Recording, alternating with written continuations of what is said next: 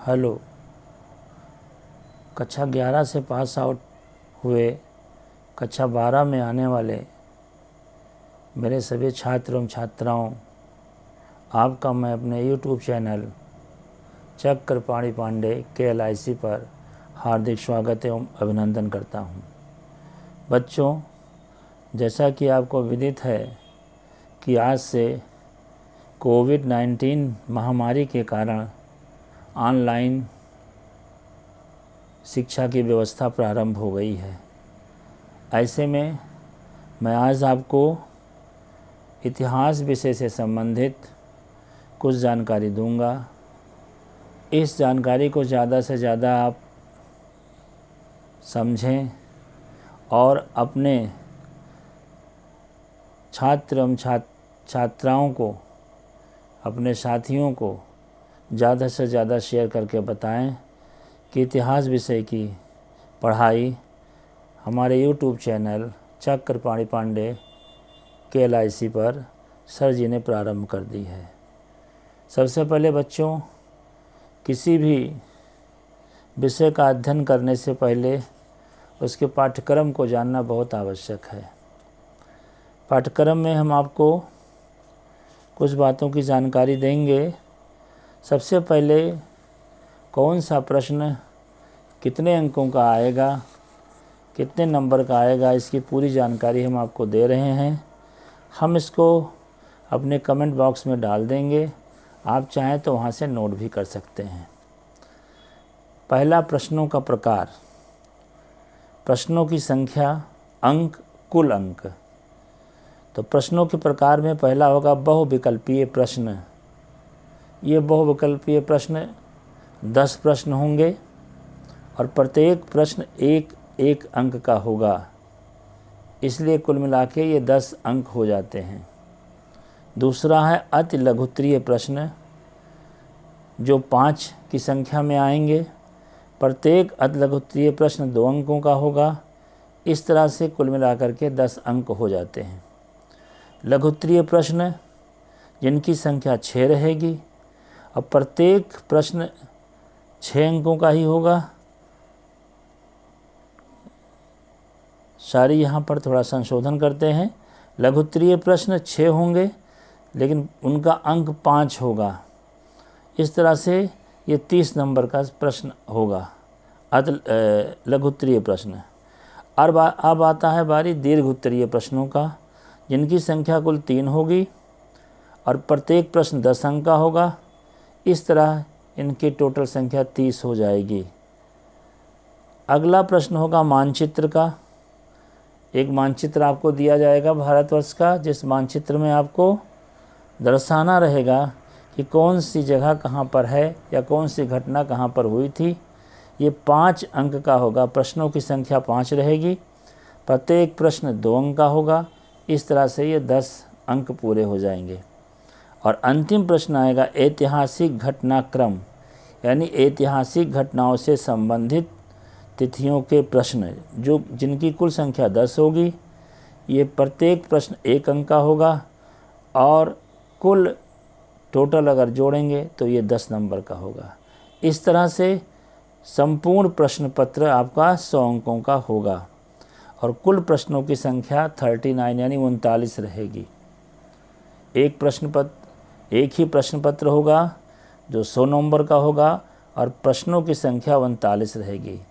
यहाँ इस बात की जानकारी हम आपको दे दें कि पिछली बार कोविड-19 की वजह से कुछ विषय पाठ्यक्रम में परिवर्तन किया गया था और विशेषज्ञों की समिति द्वारा 30% पाठ्यक्रम कम कर दिए गए थे। अगर ऐसा होता है तो इनकी जानकारी हम आपको बाद में दे देंगे। तो इस तरह से आपने अभी तक टोटल प्रश्नों के प्रकार, उनके अंक और प्रश्नों की संख्या के बारे में जानकारी प्राप्त कर ली। अब हम आपको बताते हैं कि कौन सी पुस्तक आपको पढ़नी है। तो यहाँ पर आपको 3 पुस्तकें NCERT की पढ़नी है। सभी पुस्तकों का नाम है भारतीय इतिहास के कुछ विषय। ये देख लीजिए किताब। भारतीय इतिहास के कुछ विषय, इसमें आज हम आपको भाग 1 के बारे में बताएंगे। प्रत्येक छात्र एवं छात्राओं से निवेदन है कि जो कुछ हम आपको बता रहे हैं वो सारी चीज़ें हम अपने डिस्क्रिप्शन बॉक्स में डाल देंगे, वहाँ से वो नोट तैयार कर लें और अपनी पढ़ाई को अनवरत जारी रखें। सरकार की मंशा के अनुरूप ऑनलाइन पढ़ाई हो रही है, इसलिए आप इसको लगातार लिखते रहें और नोट्स तैयार करते रहें। लेकिन सबसे पहले निवेदन ये है कि आप उसे पढ़ें। हम जब आपको पढ़ा रहे हैं तो उधर ध्यान से पहले समझ लें, पढ़ लें, फिर आगे की ओर बढ़ें। तो विषय सूची में जो पहला भाग 1 है वो है ईंटें, मन के तथा अस्थियां। यहाँ ये बात हम क्लियर कर दें कि अभी सरकार ने यह स्पष्ट नहीं किया है कि कोर्स 30% कम कर दिया गया है कोरोना वायरस से, इसलिए हम आपको संपूर्ण जानकारी देंगे। जब 30% कोर्स कम होगा तब आप उसको मत पढ़िएगा, लेकिन अभी आप पूरा पढ़िए। तो भारतीय इतिहास के कुछ विषय भाग 1 में जो पहला पाठ है वो है ईंटें, मन के तथा हस्तियाँ। ये हड़प्पा सभ्यता से संबंधित है। आपको मैंने पढ़ाया भी है पहले भी, और इस संबंध में मेरे तमाम YouTube चैनल पे वीडियो पड़े हुए हैं, वहाँ से भी देख सकते हैं। लेकिन आज हम आपको जो पढ़ा रहे हैं वो विशेष रूप से आपके लिए है। आप इसको देखिए, पढ़िए और लिखिए। देखिए, सबसे पहले हम पारिभाषिक शब्द, स्थान तथा काल के बारे में जानकारी प्राप्त करेंगे। ये बहुत ज़रूरी है कि जिस विषय को हम पढ़ रहे हैं, जिसके बारे में हम अध्ययन कर रहे हैं, उससे संबंधित जानकारी हम प्राप्त करें। मैं आपको बोल के बता रहा हूँ, सिंधु सभ्यता को हड़प्पा संस्कृति भी कहा जाता है। ध्यान रखिएगा, सिंधु सभ्यता को हड़प्पा संस्कृति भी कहते हैं। पुरातात्विकविद संस्कृत शब्द का प्रयोग पुरावस्तुओं के ऐसे समूह के लिए करते हैं जो एक विशिष्ट शैली के होते हैं। पुरा मीन्स प्राचीन, और सामान्यतया एक साथ एक विशेष भौगोलिक क्षेत्र तथा कालखंड से संबंध पाए जाते हैं। अर्थात जो कुछ भी पुरातात्विक विषय है, सामग्री है, लेखन है, वो एक ही समय के होते हैं, एक ही कालखंड में पाए जाते हैं। हड़प्पा सभ्यता के संदर्भ में इन विशिष्ट पुरावस्तुओं में मोहरें, ध्यान रखिएगा, इन विशिष्ट पुरावस्तुओं में मोहरें, मन के, बाट, पत्थर के फलक और पकी हुई ईंटें सम्मिलित हैं। ये वस्तुएं अफ़गानिस्तान, जम्मू, बलूचिस्तान जो पाकिस्तान में है तथा गुजरात जैसे क्षेत्रों में मिली हैं, जो एक दूसरे से लंबी दूरी पर स्थित हैं। इतना तो आपको समझ में आ गया होगा। इस सभ्यता का नामकरण हड़प्पा नामक स्थान जहां यह संस्कृति पहली बार खोजी गई थी के नाम पर किया गया है। इसका काल निर्धारण लगभग 2600 और 1900 ईसा पूर्व के बीच किया गया है। इस क्षेत्र में इस सभ्यता के पहले और बाद में भी संस्कृतियां अस्तित्व में थीं, जिन्हें क्रमशः आरंभिक तथा परवर्ती हड़प्पा कहा जाता है।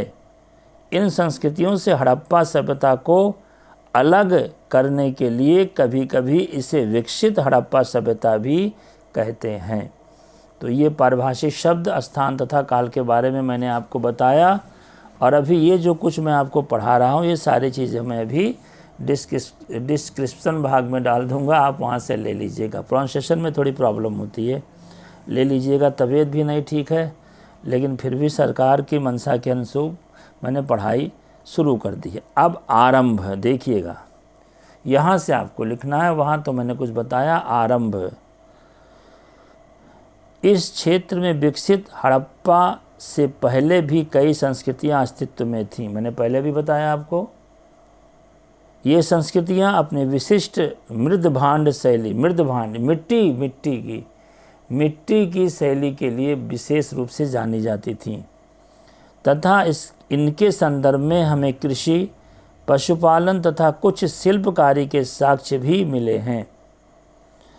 बस्तियां आमतौर पर छोटी होती थीं। बस्तियां माने जहां लोग रहते थे, 2, 4, 5 घर, 10 घर मिला करके बस्ती बनती थी, जैसे आज समाज बनता है। और इनमें बड़े आकार की संरचनाएं लगभग ना के बराबर थीं। कुछ स्थलों पर बड़े पैमाने पर इलाकों में जलाए जाने के संकेतों से तथा कुछ अन्य स्थलों के त्याग दिए जाने से ऐसा प्रतीत होता है कि आरंभिक हड़प्पा तथा हड़प्पा सभ्यता के बीच क्रम भंग था। जो प्राचीन इस हड़प्पा सभ्यता के पहले जो हड़प्पा सभ्यता थी उसमें काफ़ी अंतर था। अब प्रश्न उठता है, ये हड़प्पा सभ्यता के लोग कैसे रहते थे, अपना जीवन निर्वाह कैसे करते थे, क्या खाते थे, क्या पीते थे और इनके जीवन का मूल आधार क्या था, इसके बारे में हम आपको जानकारी दे रहे हैं। एक बात मैं स्पष्ट कर दूं, जो चीज़ें मैं आपको पढ़ा रहा हूं, इन चीज़ों को आप नोट बनाते रहिए। भविष्य में आपके काम आने वाली चीज़ें हैं। आप बाज़ार से कोई भी गाइड खरीद लीजिए, उससे आपका भला होने वाला नहीं है। जो आप पढ़ करके, मनन करके, चिंतन करके लिखेंगे वही आपके काम आएगा। देखिएगा, निर्वाह के तरीके, हर आदमी अपने अपने तरीके से जीवन जीता है, लेकिन हम यहाँ पर हड़प्पा सभ्यता के बारे में बता रहे हैं, तो हड़प्पा सभ्यता के बारे में ही आपको जानकारी देंगे। हड़प्पा सभ्यता एक विकसित सभ्यता थी, विकसित संस्कृति थी। कुछ ऐसे स्थानों पर पनपी जहाँ पहले आरंभिक हड़प्पा संस्कृतियाँ अस्तित्व में थीं। इन संस्कृतियों में कई तत्व जिनमें निर्वाह के तरीके शामिल हैं एक समान थे। हड़प्पा सभ्यता के निवासी कई प्रकार के पेड़ पौधों से प्राप्त उत्पाद, ध्यान दीजिएगा, वही निर्वाह का तरीका है। निर्वाह माने जीवन निर्वाह, जीने का तरीका। मैं बार बार बता रहा हूँ, हड़प्पा सभ्यता के निवासी कई प्रकार के पेड़ पौधों से प्राप्त उत्पाद और जानवरों, जिनमें मछली भी शामिल है, से प्राप्त भोजन करते थे। जले अनाज के दानों तथा चीज़ों की खोज में पुरातत्वविद आहार संबंधी आदतों के विषय में जानकारी प्राप्त करने में सफल हो गए हैं। इनका अध्ययन पूरा वनस्पतज्ञ करते हैं, जो प्राचीन वनस्पति के अध्ययन के विशेषज्ञ होते हैं।